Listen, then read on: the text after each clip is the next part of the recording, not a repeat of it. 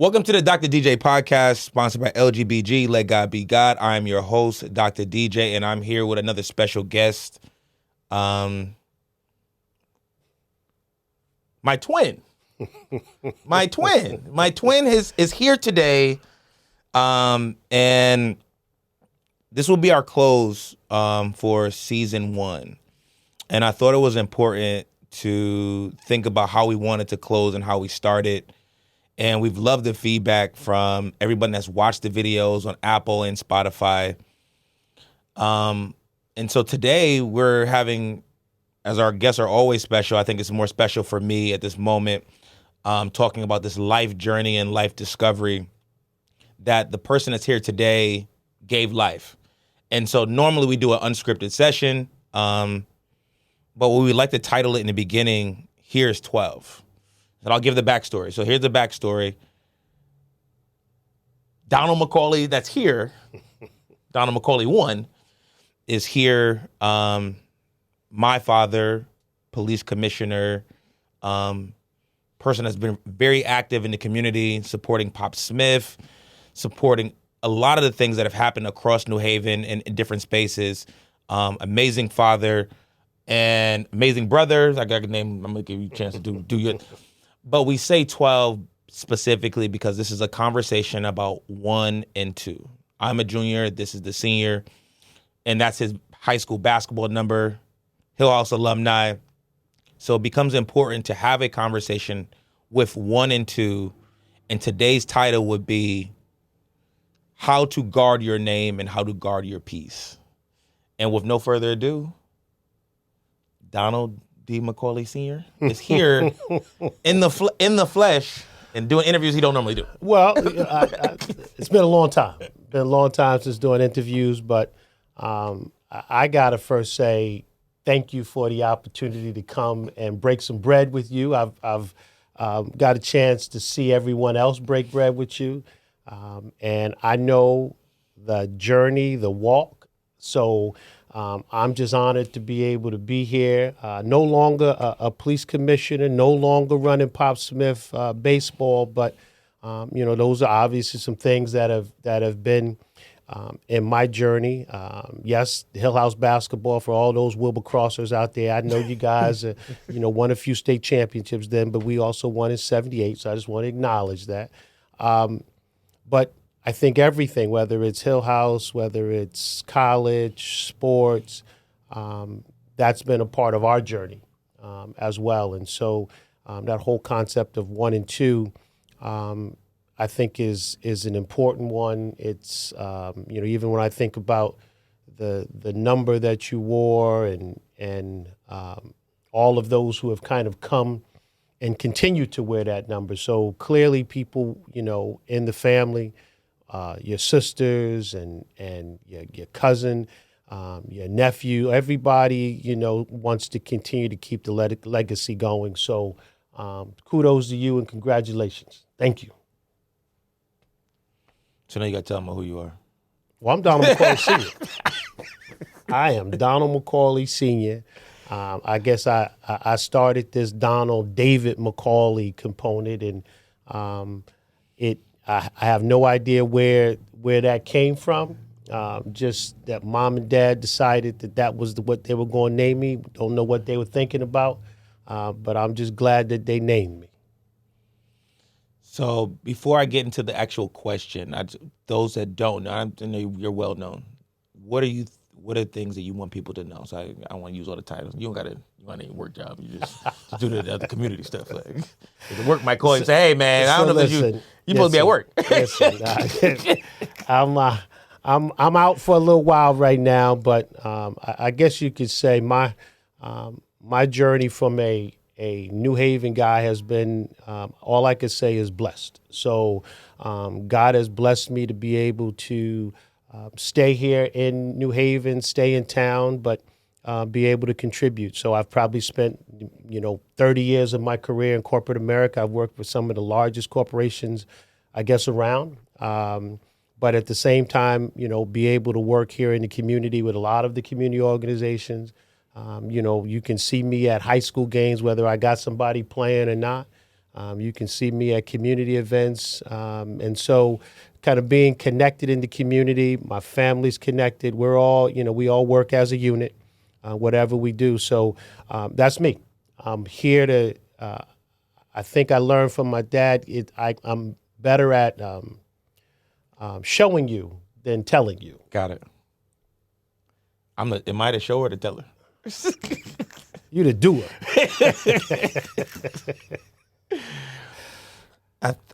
So I think when I thought about the close and we started the Dr. DJ podcast, and the first episode was Finding Purpose.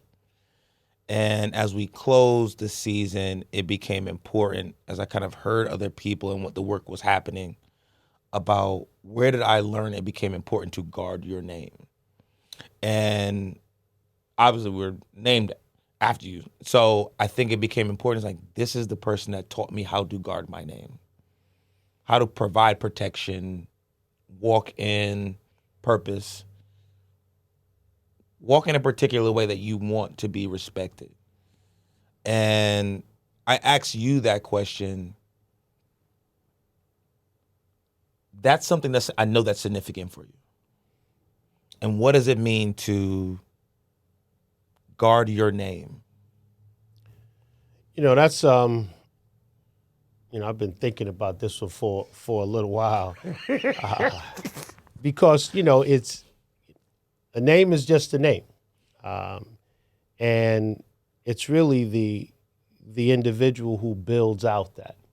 And yes, there can be legacy and things that come along with a person's name. For example, obviously my dad came here from the South. He had a ninth grade education. And so he kind of started some of the McAuleys that are here and where he worked at. So I can remember going to his job or other places and people saying, "Oh, you're Howard's son. You're Howard's son." And so the question is, why? Was it because I looked like him? Was it because I walked like him? Was it because I carried myself like he did? Don't know. As I got older, I recognized that it's the person in the name. So, you can be a crazy person in the name, right? So it's not really that it's the name, but it's what you create as an individual within that. So I tried to walk within the name that my dad had. I tried to walk within the name that my mom had, because they give you all of those experiences. They teach you. I can remember my mom telling me, "Don't embarrass me now." Right? That's one thing you're not gonna do. You know how to act when you go to someone's house. You know how to act when you get into church. You know how to act when you riding in the car. So it wasn't none of that letting the window down, sticking your head out the window, just thinking you're gonna go weave. Nah, that's not gonna happen with her. So there was a whole order, and people knew the order that she was going to instill. They knew the order that my father was going to instill. So they immediately attribute that. When you say guarding, you are kind of demonstrating or walking in what they gave you, and the experiences and the talent and the behavior and the discipline that they gave. Now, doesn't mean that as you walk, because if anybody that has walked more than a day or two, and walked more than a day or two here in New Haven, life will give you experiences. Life will twist you. So I've had my share of twists and turns. And Dad told me, if you ever end up down there in lockup, if you did it, don't call me. If you didn't do it, you can call me.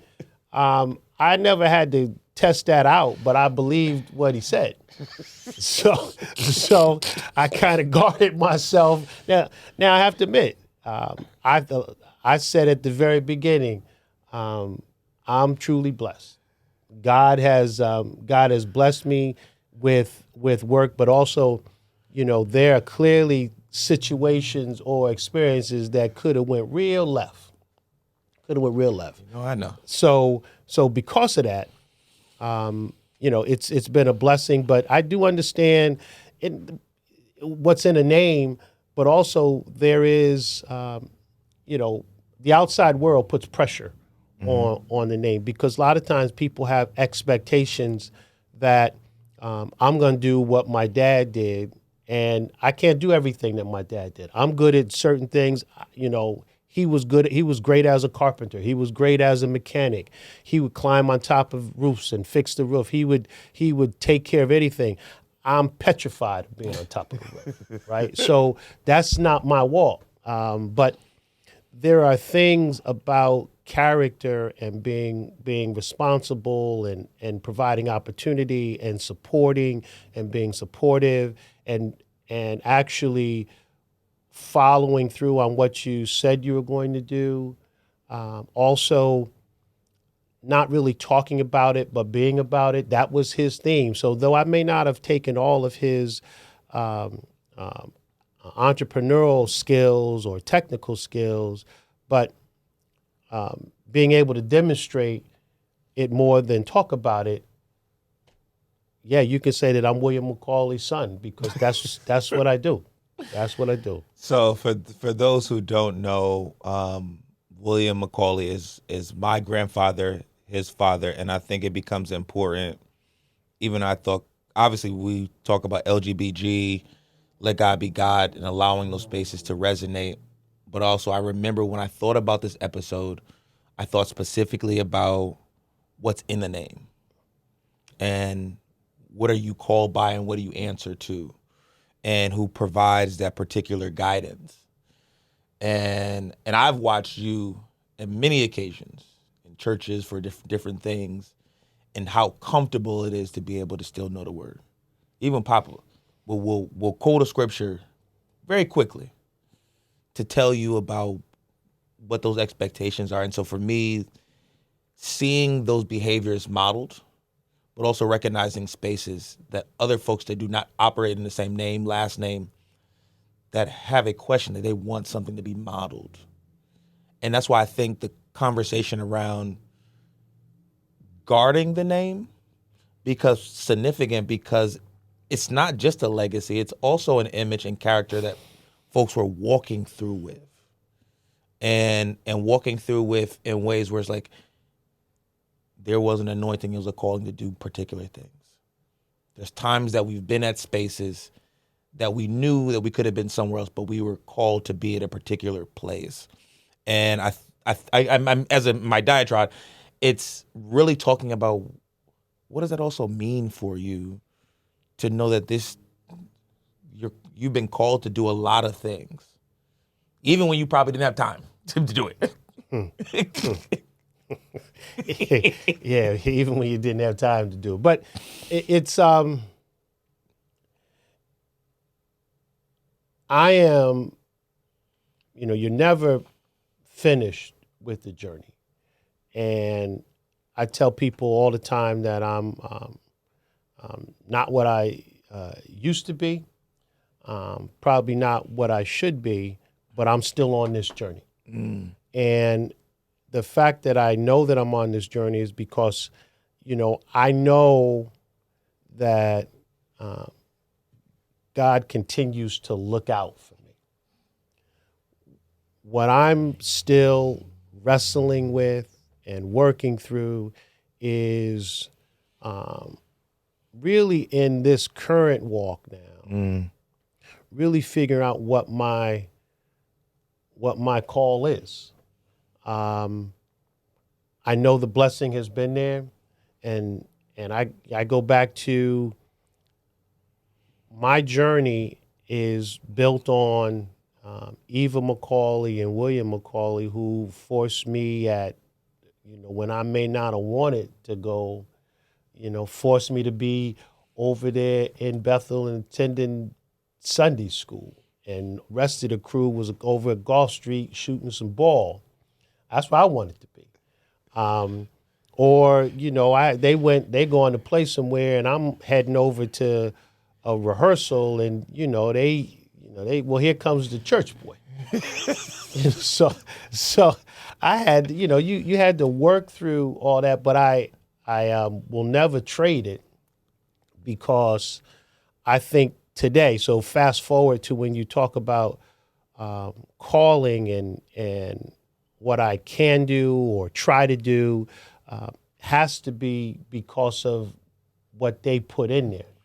So I may not attend church service as frequently as I want to, but I do know who God is. Mm-hmm. And I do know who clearly orders my steps. And there are signs that you can see that wow, that wasn't me that was driving. God just took that right there. He took control of that right there. So, and not everybody has that experience. And so what I'm realizing now is because of my son, because of you, and because of your friends and my daughter's friends, is how can I continue to show what that means, show what it means to be able to pray, show what it means to be vulnerable sometimes, because that may not have been something that I learned growing up, but as I got older, I realized that, hey, telling someone that you love them is important. Being able to give someone a hug is important. Being able to be there, may not be able to understand or talk all the time, but just being a good listener is important. And so that's what's in my name, right? That's what's in me. And so when I'm interacting with you, when I'm interacting, that's what I try to share, because that's what keeps me moving. Hey, you asked the question now. I think everything you're saying is perfect. So I'm obviously listening, and I normally do a good job of listening. Sometimes I don't listen. Sometimes. But I say all that to say, part of the transition of not just guarding the name, understanding the progression, understanding the work, understanding the calling, understanding the anointing, because what becomes important, even in our particular season right now, is outside of just guarding the name, how do I guard my peace? Because those things become difficult in the midst of trying to set up walls and protections around this name, but also where is my peace? To be able to have the capacity to guard a name or take care of a responsibility where I'm like, I'm uneasy right now. As you, that's peace is a interesting word, and sometimes a difficult characteristic to attain. But you do control it, and like you said, the world throws all kinds of things at you. I experience, you experience death, you experience birth, you experience disappointments. The question is, when they come, what within you allows you to balance it and work through it? And faith is a major piece. I mean, faith's being tested right now. As we think about, people who we love who aren't here right now. So faith's being tested in the midst of what we do and trying to figure out why people can disappoint you. But because people disappoint, does that mean I don't interact with people? Well, I could, right? I could say that I'm just not going to. I'm not going to deal with people because you know what? I can't have faith and confidence in how they're going to respond to me. But that puts in an isolation. And when I think about myself and interacting there, I know that people aren't perfect. And I know they're going to be fallible. But I also believe that, God's going to take care of me. So even though they may disappoint me, I'm still going to keep coming back, or I may continue because it's going to work out for me, because I don't I guess I've learned over time that it's not the other person that's controlling where I get to. They're assisting, but they can't take me down. I take myself down. So that's why I can interact with many different people. And some are going to like me. Some are not going to like me. Some are going to work with me. Some are going to work against me. But that doesn't preclude me from engaging.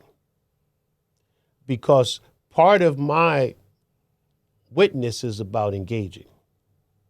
If, God gives you abilities and skills and talents and opportunities, if you go put it under the rock, that's not what God asked you to do with it. Don't go hide your seed. No, Don't no, go plant your no. seed. You got to put your light out so your light can be seen. And when you're saying that, I realize even in my journey, the struggle of recognizing that when someone you think is trying to attack you, we talk about guarding and peace. I'm like, well, it just seems like life is lifing, but I think a person is doing something that is impacting what I perceive as my peace. Whether I let them in the room, whether I'm trying to guard a name, whether I'm trying not to make a wrong decision because of my feelings, but to not ignore that I have real feelings.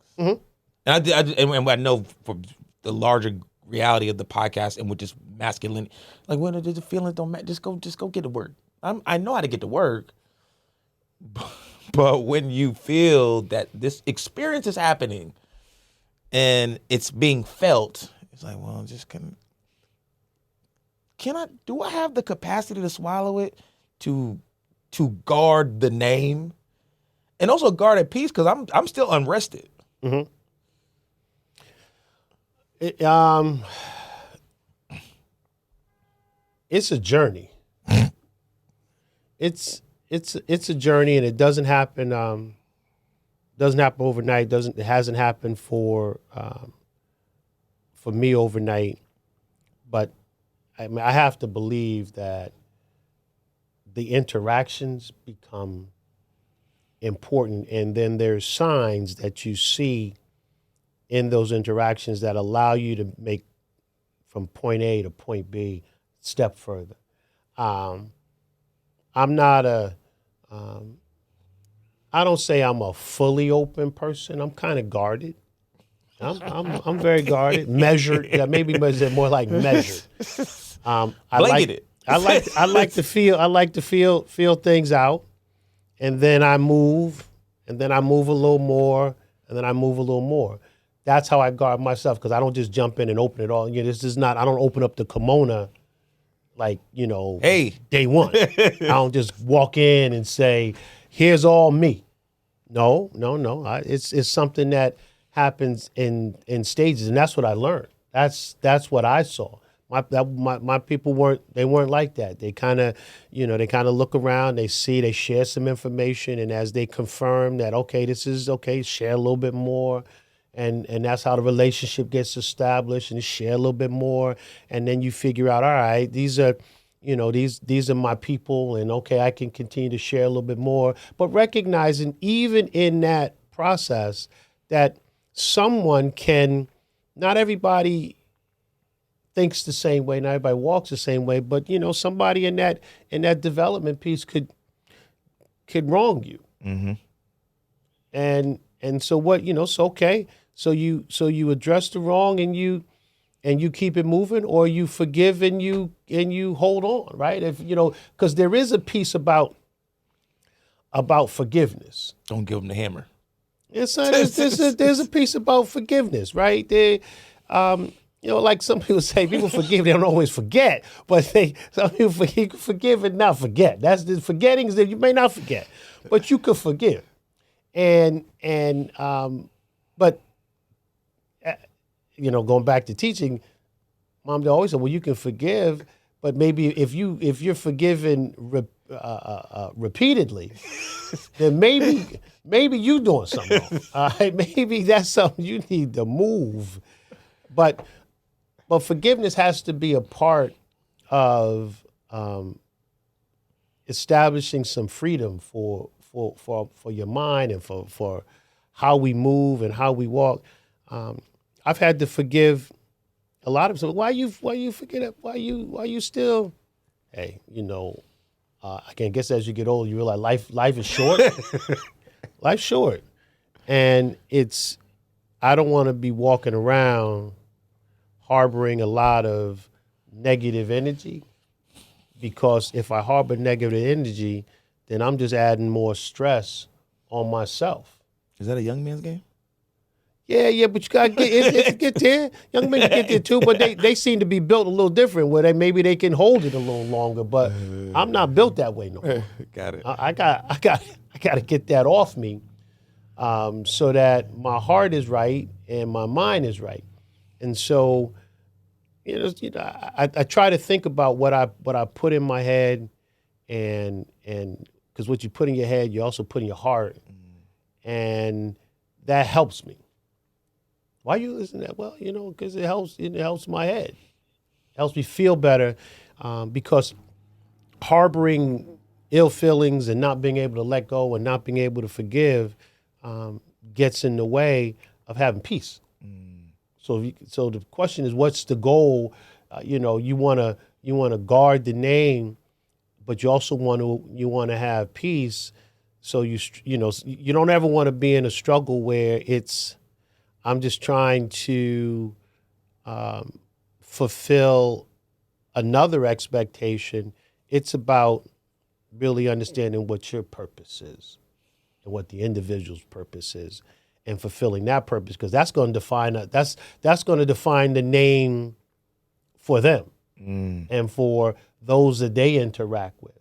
And they go, oh, that's okay. I know who you're connected with because I see how you walk and I see how they walk, and you guys are walking together. When you said that, you made me think specifically about, I think Pastor Brooks had a conversation with me about not taking your hand off the plow. Finish your work. But part of peace and guarding requires sometimes forgiving and letting go. Mm-hmm. And I recognize in some of the students that I've mentored the difficult reality of letting go. Part of, whether it's intergenerational trauma, whatever that may be, they can't let go because I'm not sure if it's a masculinity moment or a self-preservation moment that I can't let go because if I quit, then it got the best of me. And I think specifically, we're talking about the guarding and peace, that peace is sometimes connected to not thinking that someone got the best of you. Mm-hmm.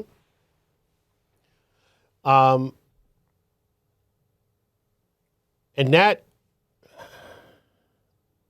that's a difficult place. I can think about sports. That's when someone dunk on you. And then laugh at you, right? Point at you, land on your head, right? You just disrespected me, right? And there's like 500 people out here. I haven't quite had that experience, but I've been dunked on before. People point at you. You're in the park. Gulf Street Park back in the day was a mecca. People used to line Gulf Street Park. I heard Patrick Ewing used to come out there. Oh, Patrick! I don't know if I saw Patrick. He may have come out there after my senior year around that time frame. But we used to get ballers from New York all the time coming down, and people would line the court, and there could be some embarrassing moments out there. So what happens when something embarrassing happens? You throw it up and you now want to, hey, this is how we going to take care of this because you did this, I'm going to do that. Do you just run away and go home and just don't come outside no more? And I had to learn from myself, how do I deal with that kind of disappointment? And it don't happen often, but it happens. And so you can lose yourself, but I realized that that's just a moment. Mm-hmm. And as long as I have my ability to continue to think, reason, and speak, mm-hmm. I think I got a skill set to be able to work through that. And at the moment, and I learned that things happen in a minute because you get emotional. Mm-hmm. And it's amazing what happens when you get emotional. You can start swinging. You don't even know what you're doing. And then you think, well, man, that was me. Really? So kind of taking that time and being able to kind of come back later on and say, yo, that was crazy what happened here. But unfortunately, what's going on today is people don't never get to, sometimes they don't get to that opportunity to be able to reflect, because in the moment, because you could be dead right. Something critical happens, right? Something critical happens and you don't get that second chance. So that's why I even go back to, God has kept his hand there, because there could have been situations that went left. Uh-huh. And it didn't allow it to go left. And that's where, when you talk about, somebody I don't want to be embarrassed. I don't want anyone to try to take advantage of me. I don't want to feel like I'm being used. And in the business of giving, you will get used. But that's the business of giving. That's the business of giving. In the business of giving, there's gonna be somebody that takes advantage of your kindness. Okay, well, don't mean that I'm not gonna be kind no more. I may not be as kind to you no more, but don't mean you're not gonna be kind. I don't now shut the door on kindness, because that's not how I'm built. But I do know that if you're in the business of giving, if you're in the business of helping, you will get someone who isn't as honorable. Mm. And they will take advantage of it. That's just who they are, right? And I recognize they out there. And I'm gonna run into them. I ain't gonna stop running into them, because when you're trying to work with folks and you're trying to help, you're trying to be supportive, some people, that's not what they do. Some people don't. Some people aren't built like that. I wish they were. Some people aren't built like that. I'm wishing and praying too much for them. But I think that it's a maturity moment, and I think that's something that I'm learning. No, I've never been dunked on, but I have people point fingers, mm-hmm. and being able to still be kind, mm-hmm. when there's a immediate feeling of just like, why are you trying to run it down? I'm like, what's your problem? I'm trying to be, and so when I think part of that is also being able to be still in myself, mm-hmm. and mature, saying, this will happen. So you give the perfect analogy that in the business of giving, this will happen, because I'm operating in the giving business, that if somebody's seeing the work, then they shouldn't be acting like that. I remember, that's my opinion. Okay. In expectation. Okay. Because last week when Adrian left, we had a conversation when I gave her one of the Papa says, like, give them an opportunity to say thank you. If they don't, then don't give them the opportunity to do that. And I think part of that forgiveness or allowing behaviors to continue that you don't, it's not check. It's just like, okay, cool. I'm good. I'm okay. Because I think one thing that you've taught me, and I've seen it, and Papa's done it too, and Grandma's done it too, that we're also interested because we have a particular skill and calling to solve a problem that someone else can't do. And so when you get involved in trying to solve a particular problem, the work's not appreciated. It feels like, why are you wasting my time? Well, so I'm glad you went there, because when a lot of times when I step out to do something, and I did learn this from Papa, it's because it's because I want to do it. And if you say thank you, or you reach in your pocket and you give me a couple nickels from your pocket, that'd be nice. But that's not what drove me to do it. Yeah. So whether you do that or not doesn't negate, because if I feel that I can help out, and I go and I help out, and the person doesn't respond meaning they acknowledge, but it seems like that's the only time they call me, right? Yeah. The only time they call me is when that situation occur. Now, they didn't call me again. Now, does that mean I don't try? I recognize when you're calling me, so I'm smart. I know when I'm being used. So, but I have to make a decision. Because I enter into this with an open mind. I know that if I loan this person this, it's quite likely I'm not going to get it back. So I have to make a decision. I could say, keep it moving. I could say, forget you. Gave it to you last time. Now, and sometimes it happens. It depends. But at the end of the day, you have to own. I have to own it. And if I own it, I made a bad decision, and they just ran around and said they were going to use it here. They done went on a vacation or something with my dollars. Okay, all right. Well, they went on vacation. You know what I'm saying? Hey, I'll figure out what I do next time I engage with them. But I'm not going to be tracking them down or blowing them up on social media or putting crazy stuff out on.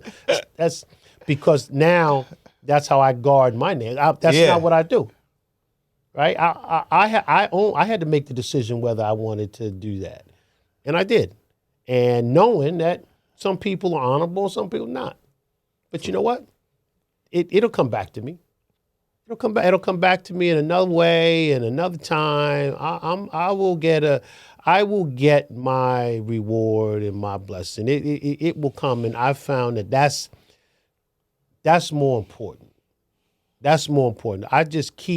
You just keep doing what you think is right. You just keep doing what you think needs to happen, and regardless of what the other individual, because it ain't really about them.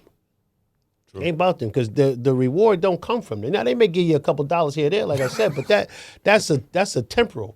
That's a temporary reward. But there is kind of a piece of the heart, piece of the spirit. That dollar that they may have given is not going to give. So it's really more, I'm doing this because that's what makes me feel good. Mm-hmm. Now, whether you respond to it the right way, I want you to honor what you said you were going to do. That would be helpful. I got bills to pay too, so I want to do that. But at the end of the day, it really is more about your own personal character and where you get your energy and your power and reward from. And I figure my reward is going to come. God bless me to be able to have a meal at the end of the day and have a piece of steak from time to time. So, hey, if I got to share that steak from time to time, I'm all right. Yeah, I do share your steak. But I recognize just in my own maturity that I'm working to get to a point of being patient for my reward. And that's hard. When your hands on the plow, you let go of the plow, something happened, some turbulence happened, and being patient with it. I think about just where I'm at in life now, where my career is at, things that I learned as an athlete, things I learned in school, because I've recognized that there is a large generational shift that, whether we say number 3 is here, Jaden is sitting here, or Eva's sitting here, that what are they going to learn about the space that we're talking about, this continuum around guarding name and peace, patience and time, but also I already see them as people that are naturally givers. Mm-hmm. They make time. They want to make time. They want to share themselves. And I also think about having conversations, not from my perspective, but thinking like, in the business of giving, you're going to encounter people that are going to do this to you. Mm-hmm. And looking at them, like, I don't want you to feel that, but I also don't want you to be overly guarded to protect all your skills and not to be available. And I think about that, not just what happens in our house and household, that you're working with someone else that's not in your household, and you're trying to tell them, like, I need you to still have a giving spirit. You have a skill that can be used. I'm here to mentor, to help and guide and help you, allow you to find your vision. But I know that you're going to encounter a space that's going to do this. And if you don't have support to go across the bridge, you're gonna be dead to rights. Mm-hmm. Because it's like, this is back in, it's not giving the consequence and being punitive with people. You just say, hey, I don't like that. And I just remember some of the students that I've worked with. I'm like, if somebody doesn't speak to them, they're gonna have a problem. Mm-hmm. And they just it's gonna be on. Right. And that's why I say, for some of us, it's better to show than to tell, because if they see that someone has wronged you and how you have responded to that, that becomes a lesson in life. And a lesson that because sometimes people need to, they need to see it. They experience it. They need to experience it. They need to experience it. You know, they can hear all they want. You can tell them all you want, but they need to experience it. And so, how did you address the situation where they know that someone just wronged you? So you going irate? Did you flip out? What'd you do? And that becomes a lesson, because some of the reinforcements that others are getting is to flip out. Yep. Is to respond, is to attack. And sometimes that creates just a cycle. But if, it goes back to what's your foundation? If you truly have, or say you have, God in your life, if you truly have God in your life, then you will walk differently. You will respond differently. You're not perfect in any way, shape, or form, but how you walk is a little different. Mm-hmm. And how you respond is a little different.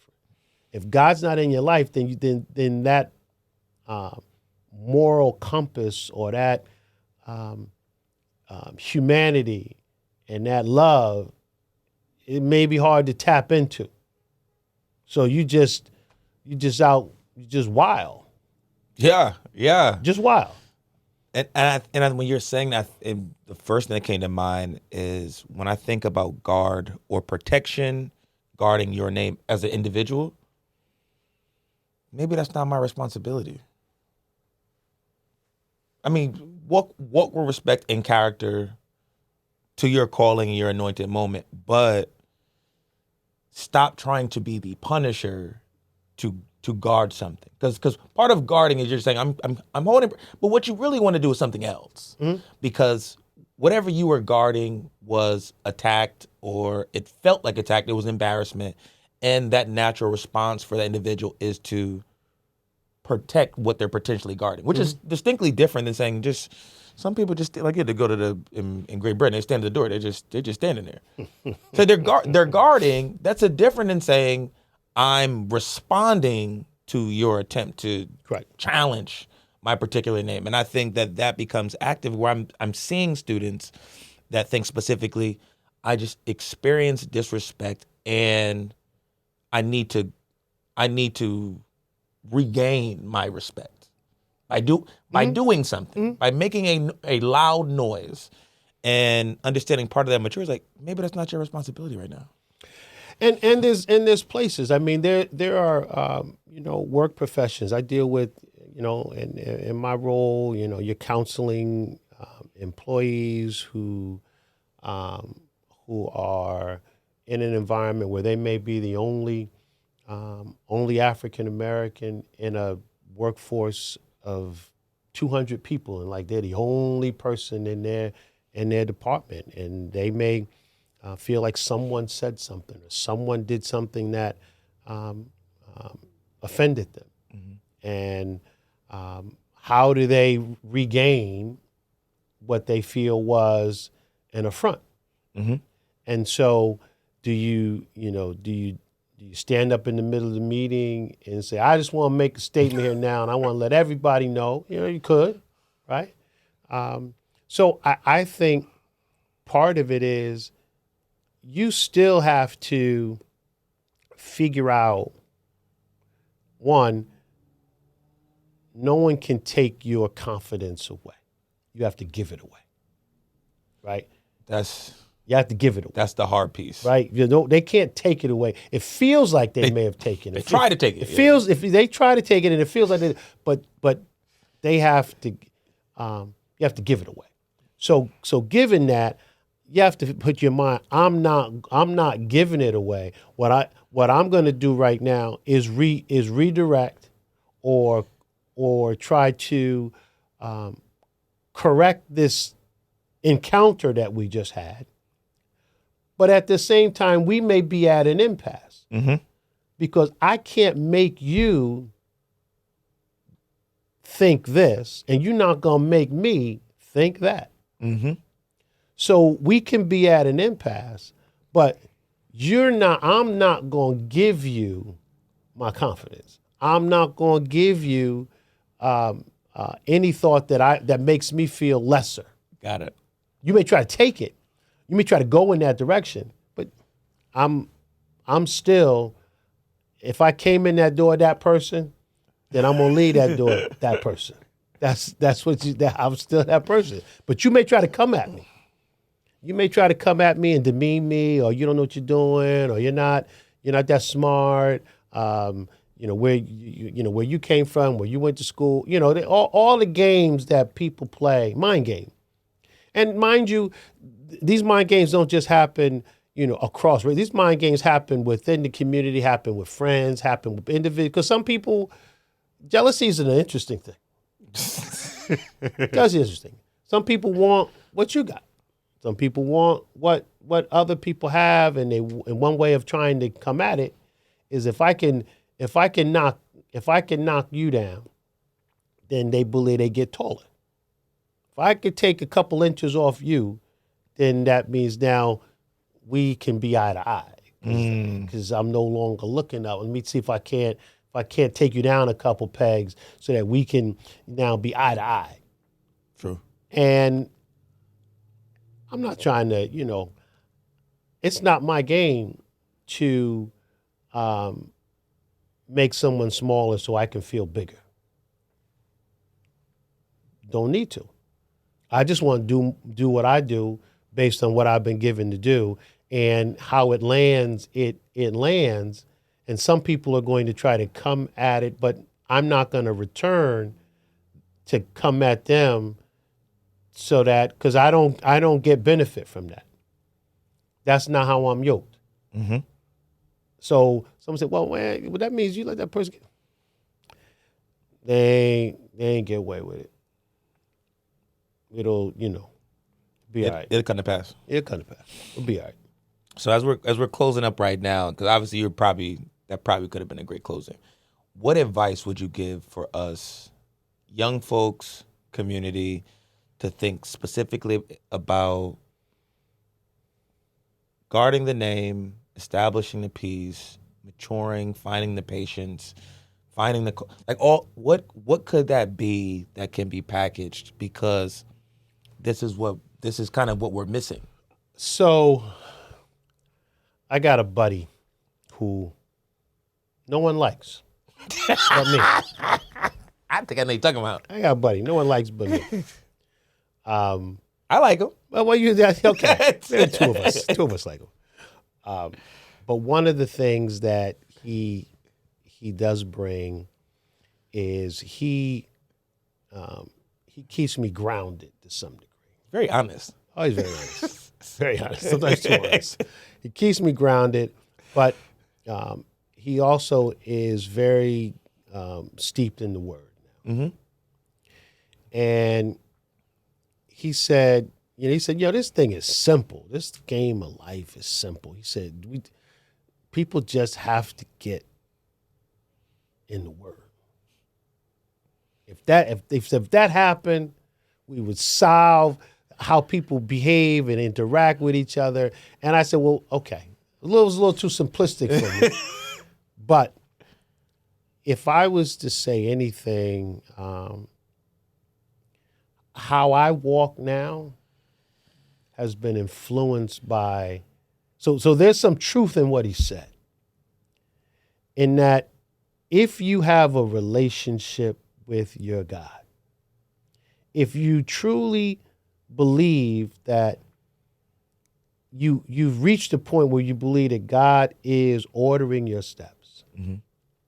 then how you walk and how you respond to things and how you talk to people will be different. Mm-hmm. There is no way that those things can be at odds if you truly have something inside. I've looked at young people right now. I've looked at a couple in my days of running baseball and other I've looked at some kids' eyes, and I could tell just by looking in their eyes that there's a coldness in there. Mm.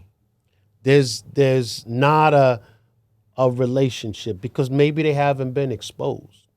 And I think right now we have a generation.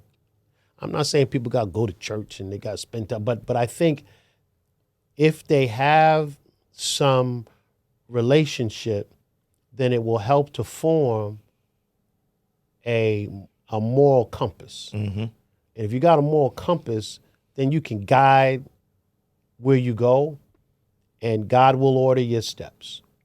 But if nothing else, I'm not saying that we're a people in the wilderness, mm-hmm. but there's a lot of wilderness out here. A whole lot of And until we can start to walk out of that wilderness, we'll be at each other. We'll be trying to get back. We'll be trying to attack. We'll be trying to go after this one or go after that one. And so I think that would be my biggest one. You can find peace if you can have a relationship with God. You can get some peace. Wrong hand. So where can they find you on social media? Well, I ain't much on social media, man. I don't have a TikTok or I just had to do that. Yeah, I don't have one, no. But I got LinkedIn, though. I have a LinkedIn. They can find me on LinkedIn. This is the Dr. DJ Podcast, sponsored by LGBG. I'm your host, Dr. McAuley. Appreciate your time. Rest in peace, Uncle Vince. Absolutely. Peace.